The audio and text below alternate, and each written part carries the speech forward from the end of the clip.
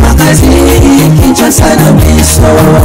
réalité ya banaki, réalité ya banaki, réalité ya banaki no.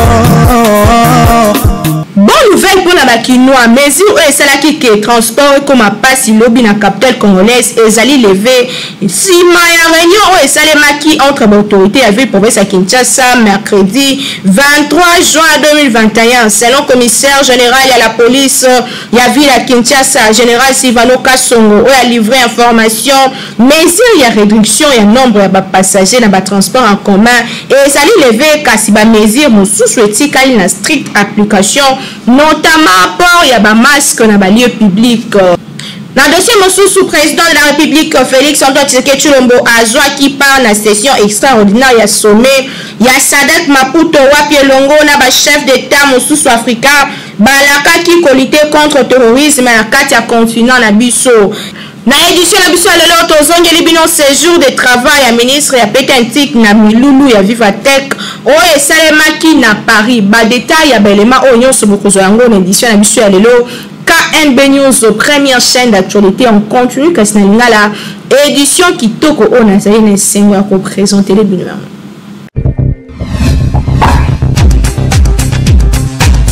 Édition Lele Banzi Mbote la Kinshasa Mbote partout dans le monde doit besoin pour la Kolanda KNB News Magazine ou émission à informer toujours d'une manière très professionnelle tikala fungulango nelongo na chef de l'état Félix Antoine Tshisekedi Tshilombo o azwa qui part na réunion extraordinaire ya SADC wapi bakutela kina ba chef d'état misusu pour la lutter contre le terrorisme pe basola ki masolo ya ndenge na ndenge bona na ba état epesa melibino awa na merveille momende. Réuni la session ordinaire Mokolo à mercredi et l'équipe 23 juin 2021 à Centre international Joachim Chinsano na Maputo, président et chef du gouvernement ya pays membre et organisation ya développement ya Afrique australe SADC na mukuse ba sanctionné tout ba 6 na communiqué final ba salaki pour na réintégrer ba engagement na bango pour soutenir Mozambique na lutte au bazanango contre le terrorisme. Na sujet au centre d'action humanitaire d'urgence et qu'on allait installer na pays pour na aider ba victimes de terrorisme na marge ya sommet à SADC excellence Félix Antoine Tshisekedi Tshilombo na homologue na Cyril Ramaphosa à Afrique du Sud basola qui tête à tête pour na examiner ba question d'intérêt commun et la relation bilatérale et coïncident qui peine à 40e anniversaire de l'organisation sous-régionale bas défi majeur où ils a touché à bas pays membres. Basa qui objet à l'échange constructif n'a pas y a bas chef de l'État et à gouvernement ou bas participer qui problématique y a terrorisme, intégralité régionale, entrepreneurship et climat y a bas faire changement climatique les alaki ba point ou ba participants ba échange qui session ordinaire ou ya Maputo les alaki kaka focaliser la situation sécuritaire na Mozambique et c'est penché qui peut les sous une perspective et développement et intégration globale ya région Kinshasa et l'équipe partout. C'est que nous les bandes que mesure il y a qu'au réduire 50% il y a pas passager dans ma transport en commun et zali lever kasi ba mesure mon sous et pesama qui notamment pas obligatoire il y a ba masque éthique ali na strict application bolanda ba détail et pesami na image fait commentaire. Gouverneur ya ville à Kinshasa Jontiningo Bilambaka azongi sur ba décision oyo apesaki na o etali bongo réduction ya nombre de passagers à 50% na ba bus pour na lutter contre propagation ya COVID-19 troisième vague o ezali déjà ko beta na ville province à Kinshasa pe na République démocratique du Congo mobimba. Décision yango ezwamaki na réunion o esalemaki mercredi 23 juin na pourquoi wapi chef ya police ya ville ya Kinshasa général Sivano Kasongo azalaki payende alobaki likambo yango que gouverneur a autorisé ba taxi bis na ba taxi ba mema 100% ya ba passager nyonso wana sima ya calvaire aux population abikaki mokolo ya mercredi journée mobimba transport na ville province ya Kinshasa ezalaki pasi moyen le plus facile ezalaki bongo ligne 11 c'est-à-dire beta makoroti na ndako na yo ba chauffeur pe lokola balingaka bongo ba matisaki ba prix ya transport na ville province ya Kinshasa. Population esilikaki misusu kutu kote ya Tchango basalaki marche na bango ba improvisaki pona kotalisa mécontentement sur ba mesure oyo ezalaki édité na gouverneur ya ville ya Kinshasa pona kolimiter propagation ya COVID-19. Na maloba ya général Silvano Kasongo atalisi ke bango balogi ba mesure oyo pona ko permettre la population kinoise et se déplacer na Kenya kasi mibeko mosusu etikali na strict application, c'est-à-dire ba bar kokangama a terrasse ya kokangama l'église et kozala réduit à 50%. Na ma place publique nyonso esengeli batu balata ba masque na bango atako na kati ya ba transport en commun atalisi que ba chauffeur bakoki komema 100% ndenge bis ememaka bato kasi moto nyonso na kati ya bis eza obligatoire alata masque ne convenablement pe bavanda bango nyonso moto moko atelema te na kati ya bis sinon te la police ekointerpele bango.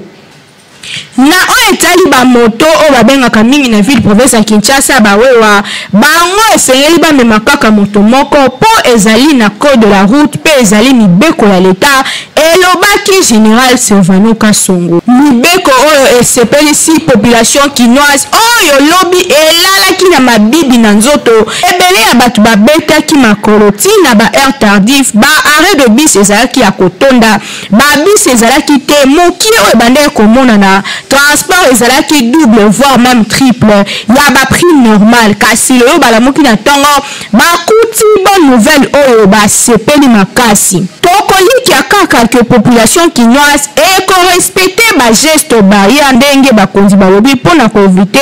propagation ya coronavirus troisième vague nango oyo ezali deja koboma na ville province ya Kinshasa pe na RDC mobimba respecte ba mesure barrière soko maboko tango nyonso lata masque na yo convenablement zalaka toujours na distance ya 1 mètre pona komibatela pe kobatela ndeko na yo na boye biso nyonso tokolite contre troisième vague ya COVID-19 Kinshasa et l'équipe partout. Lelo circulation est paisible na ville province à Kinshasa ozolekana na Kenya ba transport réseau tambola partout au kokota et embouteillage eza vraiment mingi te population kinoise ezangaki ya koloba te ndenge mesure o eza levé bazali bongo na micro ya merveille mombende na Peggy Inga. Bon pour na mesure ndenge balongoli pour na biso ba peuple to sepeli nango makasi mais mesure bango bazwaki bayeba batalaka nano pasi oyo peuple aza nango na kati ya mboka pona problème etali transport lokola ngai na côté ya Kikole pona koma na dépassaka ebele à peu près ba 5000 pona koma mais lobe komaki lokola double fo futa lokola ba 8000 ba 7000 pona koma kuna mais eza malamu te mesure wana balongoli to sepeli mais loko mususu batalaka pe avenir na biso na kati ya mboka ndenge toza ko vivre nango toza ba situation moko ya pasi et puis makambo nyonso ekomi pasi. Mais tant que vous faites des mesures, il faut étudier rapport à ce petit peuple, na ba niveau toza nango na ba pasi toza nango. Ça y est, tant que alinga zwa mokano, il faut afana na ba ninga, ba se ba yeba au juste mokano c'est aussi et que sur la population, te que sur la population te. Donc en tout cas prochainement papa gouverneur ce que nous avons mokano, tala mokano na na zwa. Yo otamwa na mutuka yo moko. Vous avez sécurisé. Biso tous aura transport. Encore la route transport et quitter dans cas mais et peut c'est biso passe prochainement sur mon canot. Bota la nini de ça la pour la population pour besoin pour la biso. Dire on est balongoli on va saluer parce que bon mon journal lobby nene population etambola ki makolo. Na si le temps passé autour de la ère Covid voilà que il y a deuxième passé. Les a dit que confirmer ça qui na la ville. Ba notamment comme les lotés. Mais les lots ba de confiner ville te nini te. Bon, mon ennemi le Kanaki, les lots de lever mesures, en tout cas, de saluer le Kouana, mais le gouverneur a eu des mesures, ils ont des mesures moins populaires. Avant, ils ont des mesures, il faut d'abord, autant en ciment, parce que l'objet de tous les ils ont des belli, ils ont des sous lobby, qui mis ça la tête, mais les lots ont levé mesures, en tout cas, félicitations, les lots vont saluer. Bien pendant ma casse, parce que si on a pas trop de réalité journal lobby, tandis que l'on t'a dit, qu'il y a 3 personnes à taxi. Tu n'as pas quand tu bout, tu ne pas patron siliki. Babité, pas une mongo mukebo. Tu habites comme quand on m'a dit des gens faut 3 personnes à taxi. faut que travail qui bien même population attends qui m'a collé qui m'a cassé comportement oh fait chaque lobby pour la biso à chauffer vraiment la CPL mini le longue décision pour lobby le timé tambola ma comme le peine moi ça va nous notre tambola transport à l'aise papa au lobby benga na zo baboye maladie eza na mboka ba monsieur ba so soit eza à cause de maladie mais ba monsieur wana maladie ba so soit na ba monsieur eza ba na te na makambo ba sala parce que ndenge eza wana yo kasi so bato baza na kata biso wana baza dispenser de ba ko maladie te ba ko ka maladie ba mandu wana ba check wana eza pa le course na bango ba so ka ba mbongo wana ba sala OK peuple zo souffrir peuple lingi biloko wana ba sala wana te en tout cas il a comprenaki que idée wana eza caché na kindoki moko za na sima wana yango mokonzi alobaki ke balongola mesure wana eza ressource te en tout cas nzamba pa molai mingi en plus de ça ba aider population ba tiela biso même examen ya pamba ezala ofele à base d'examen on a montré qu'on s'examiner gratuitement aïe bah sur la maladie toté parce que même examen on est à rangoté bilo on soit naka corona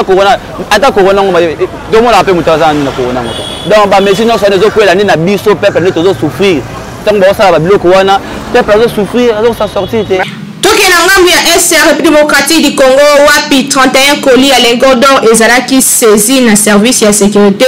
yambo ya ko présenter ba suspect o na ba autorité ya mboka o bazalaki déjà presque na frontière pour na kokatisa bona na ba détail epesami awa na Merveille Mombende 31 colis ya ba lingots d'or ezalaki saisi na police na Ituri ba présumé propriétaire ya matière au bazalaki présenté na ba autorité provinciale au ba découvert qui enquête pour na ko rétablir ba responsabilité selon précision ya source ba suspect au bazalaki na lingots d'or bazalaki sur le point ya ko franchir frontière nationale kasi ba suspect pe 31 colis au bazalaki komema ezalaki saisi na force de l'ordre la barrière ya Boulou na RLK na territoire ya Mombasa matière précieuse o ezali revenu ya carrière minière o eza situé na réserve ya faune na okapi RFO wapi ba exploitation illicite nyonso eza interdit colidor o ezalaki présenté na ba membre ya comité provincial ya sécurité gouverneur militaire lieutenant Joné Lubo Yankashama il y a présence organe ya loi représenté un auditeur supérieur militaire bangonde bazala qui en tête ya banquette oyo kasi banquette ils ont continué comme ça ma pas la identifier ba réseau criminel oyo ba dossier d'inscription P Institut congolais pour la réservation ya matière eza constitué gardien P bakoli oyo eza saisi Kinshasa et l'équipe partout. Mais ce qui nous a bandé quelques zongeli na mobimba à séjour ya ministre ya Pétantique Augustin Kibasa Maliba na Paris na milulu minena o ezalaki kuna Vivatech bonanda dossier o salami na Jimu Kenzichi manga pe epesami awa na Nathan Siata. Ministre ya poste télécommunication, nouvelle technologie, l'information, paix à communication, Augustin Kibasa Maliba, ministre Warrior. À ce jour-là qui na France, Kobanda le 14, qui le 19 juin, et Sikapé Amemaki délégation moko monene ya ba Congolais oyo pour participer na forum ya Viva Technologie. Awa waboui tozali ko présenter bino ba activité na nyonso oyo a salaki kuna et sengeli boyo ba d'abord mokolo ya mardi 15 juin 2021. Ministre Augustin Kibasa Maliba azalaki na audience pe visite guidée chez Altis SFR azalaki bongona Christophe Delaye directeur exécutif ya réseau SIP Service.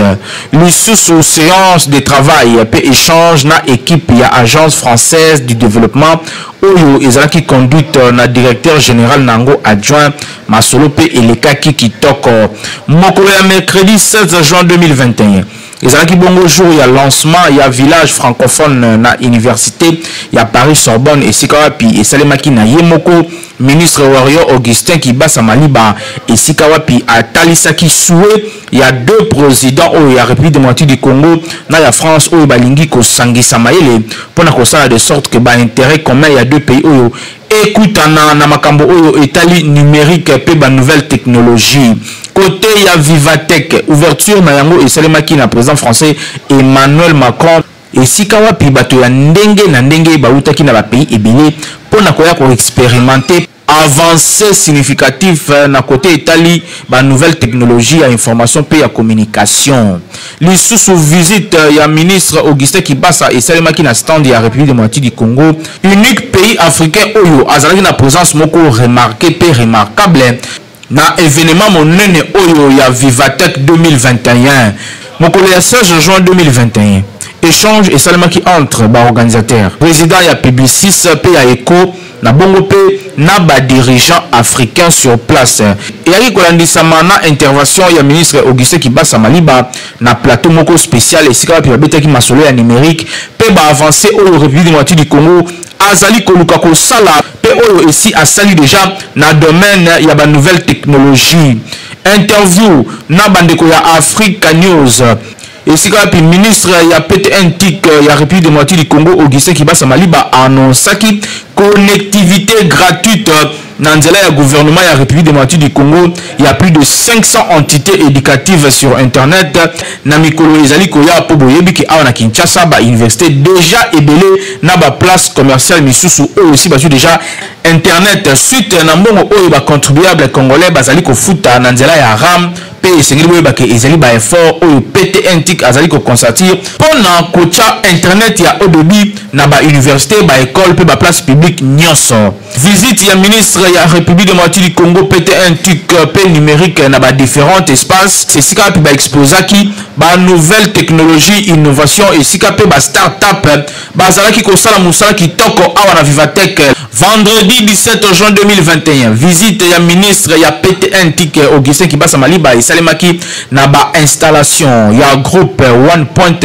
visite oyo ezalaki guidé pe échange d'expérience na président yango David Layani. Projection ya discours ya président ya République démocratique du Congo Félix Antoine Tshisekedi Tshilombo et salamaka na Vivatech karape mokolo wana. Visite ya espace ya groupe poste Vivatech pe et salemaki entrevue na projet Volteur pe ezalaki mokolo yango avec impact na idéologie. Échange na ba équipe ya député français oyo bazali na responsabilité ya implanter vision numérique ya président Macron horizon 2030 et salemaki pe na ministre Augustin Kibasa Maliba. Plusieurs rencontres pe lisusu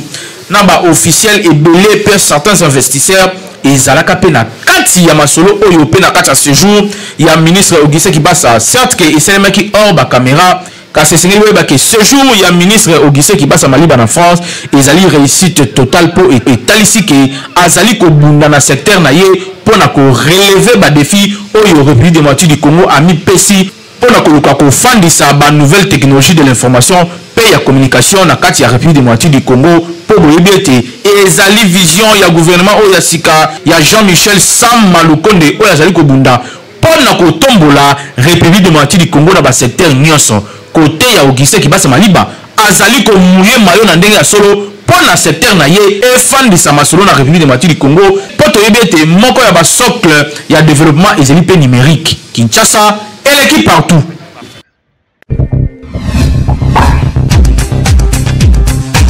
Poto Blevita pona mikolo pe bana vitamine plus meka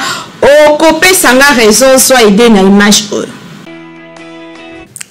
Ndenge amesana na ye kosunga population congolaise Beltesco aye lisusu na Blevita oyo ezali potopoto kitoko riche en protéines pe vitamine. Sachet moko kaka ya pamba ya Blevita eza na essentiel ya ba éléments nutritifs nécessaires pour le développement pe kokola kitoko ya mwana na yo yoka. Blevita oyo eza mélange ya 4 types ya farine. Lokola farine ya masangu oyo ezali riche na ba nutriments ya énergie. Farine de bleu riche na ba vitamine B1 pour le système nerveux. Farine ya loso riche na fibre pour la digestion moko ya malamu. Farine ya soja riche na oméga 3 pour le développement ya kitoko pe pour le cerveau ya mwana na yo na misu. Kobo sanate ba tchepe miliki na kati pour na calcium oyo ezali nécessaire pour na développement ya mikuwa. Poto Blevita ekopesa énergie pe makasi na mwana na yo chaque jour pour na kosaka na kitoko. Poto oyo lozomona Blevita ezali pe bilei kitoko pour na mikolo ya monde. Mais là poto Blevita pour na kobatela pe kokolisa mwana na yo kitoko. Beltesco vraiment mosungi ya mboka. Kinshasa eleki partout.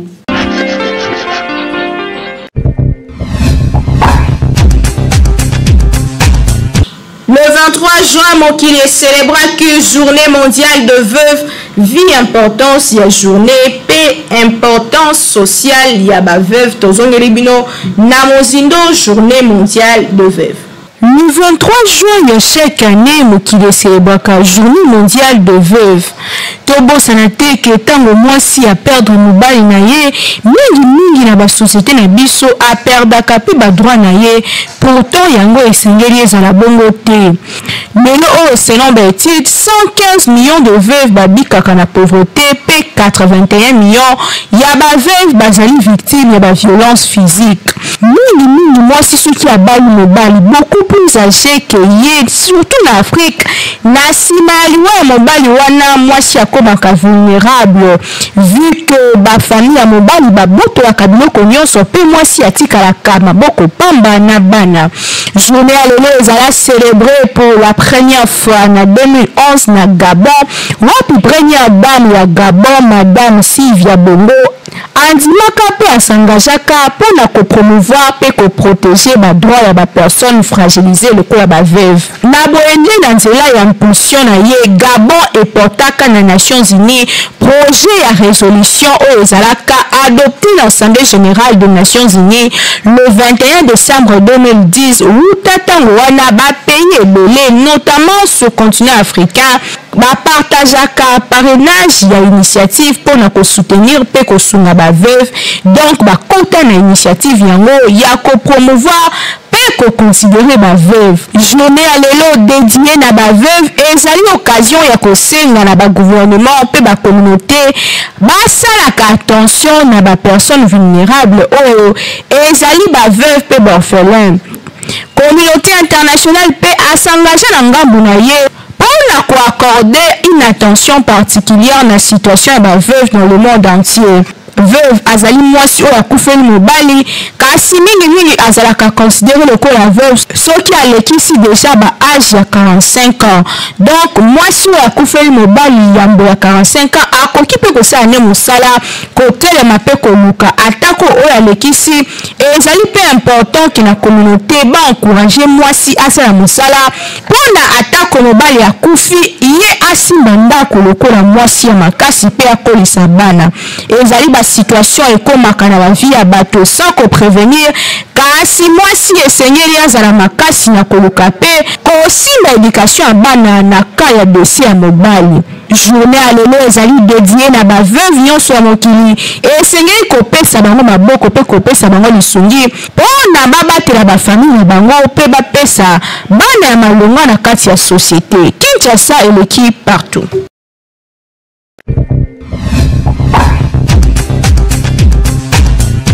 Tozali la saison sèche, micro ya magazine KN News ekitaki sur terrain pour na kotala lolenge nini bakino baza komi batela na saison oyo ezalaka vraiment na malili makasi bolanda ndenge bareachisaki lolenge nini baza kobatela bango moko pe kobatela bala na bango na micro ya Hervé Zaka. Bien manger, s'hydrater et bien se couvrir est fondamentaux pour la protéger l'organisme et garantir la défense immunitaire pendant saison sèche ou tozali nango. Tu remarqueras que d'habitude pendant saison sèche bato ebele babelaka. En effet, malili et diminuaka to ya humidité présent na mopepe. Par conséquent, bato belé bakoyaka maladie pour la manque ya humidité. Yango ezali conseillé ya kolata bien pe ko se couvrir kingo makolo mutu pe maboko ba partie où ezali délicate pour na ko aider organisme na combat quotidien pe ko éviter ba maladie ya lolenge na lolenge. Toyeba biso nyonso que tozali exposé en fonction ya ba âge na biso ba plus petit bazali très fragile et senyeli na ba maman ba couvrir bana malamu na bilamba na ba tricot pe na ba couverture ba kisela kango ba chaussettes ya malonga pour la ko protéger bango contre malili oyo. na mikolo na saison sèche esengeli koevite babras cassé bamini jupe atako bilamba léger mpo na biso moko mikolo na bamaman esengeli kocouvrir motu mpo malili ekataka suki mpe ebebisaka kalite na yango tricot ka otieka tricot tie chapeau otie chaussette olatie ketch wa ba jeune fille bazokipela bango te me bana yango mpe oyo biso ya ndako ato oprotege ye lobi azoka kosu me bafazer bazolala na bana na bango na libanda me bazozwa kosu te eloko moko te donc ezaka mama nzambe tata na bana na ye neti bamama oyo batika bana na bango po aprotéger elamba malili batika kotika bana kaka yunganaka na quartier tambola eza malamu te bamopepe wana ndenge ezoya bana bazobela kosu esimba te po protéger bana bango bien basombela bango babilamba malili bajeune fille ya mikolo oyo balingi komibatela bango moko ye moko mama akolamuka na ntongo asukoli nanu mai te okomona mwana jeune fille azotambola lokola mwana moko boye ya balabala aza na bapara te oke biso ntango tobandaki kobota tobandaki kobatela bana biso malamu oza jeune fille baotala mwana boye likonza na nzoto te salite te otia mwana propre kosi na kopesa bango kaka tokomi na periode ya malili elanga eza makambo ebele bakosukosu bamiyoyo eza baperiode eyaka ane nyonso eza na baperiode nango il faut koprotege ka bana na malili na bakosukosu na bamiyoyo koprotege bango na bilamba malili bilamba esekitini bilamba eza nango biesi mbongo ekomi pasi koteka eza te mais soki oza na 1000 francs okozala na elamba ya 1000 francs kolatisa mwana eponi bamindele bagarda bana banti ba 10 ans 11 ans azogarde ka mwana biso so mwana komi daa na se tomoni déjà komi mokolo akaza na bébé vraiment faut kogarde olatisi batriko makasi 3 kilo olatisi mwana po lelo so abele ezaka perte ya yo parent oluka obimisa mbongo mpona obimisa mbongo te garde ye triko na ye ya kilo olatisi ya ke classe na retour neti climat lelo eza vraiment lelo malili omwa moyo ese lokwa ebima mokie eya bamisi balingana bango triko te atokangi ye alingaka triko te lokwa alingaka triko te molukele elamba moko ezaki eza mwa poids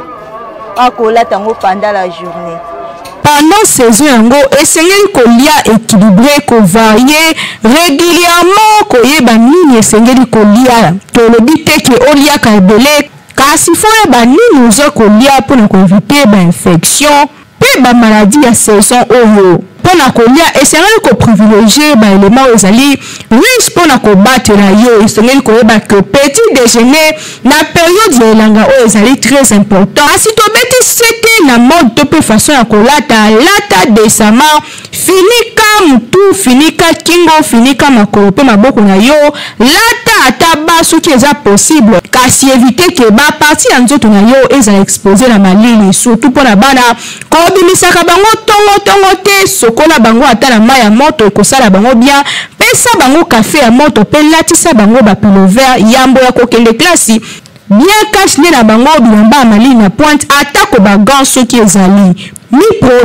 protéger bana na yo pour que aussi sa saison sèche oyo na bonne santé na yo oyo éviter bamaladi ya ndenge na ndenge Kinshasa eleki partout.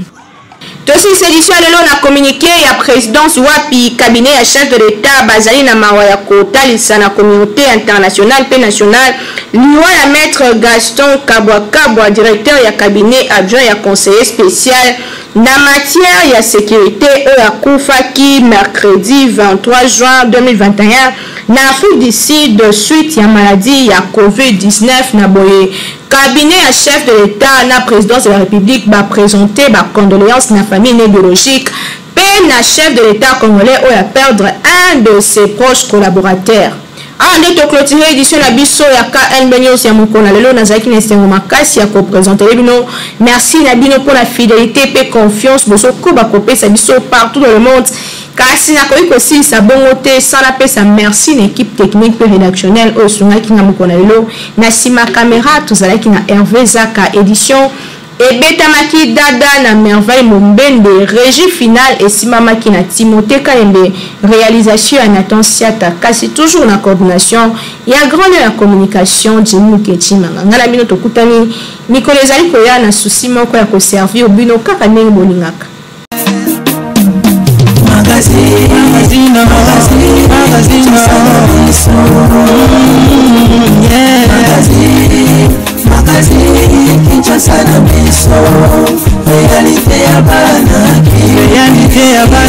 Réalité ya bana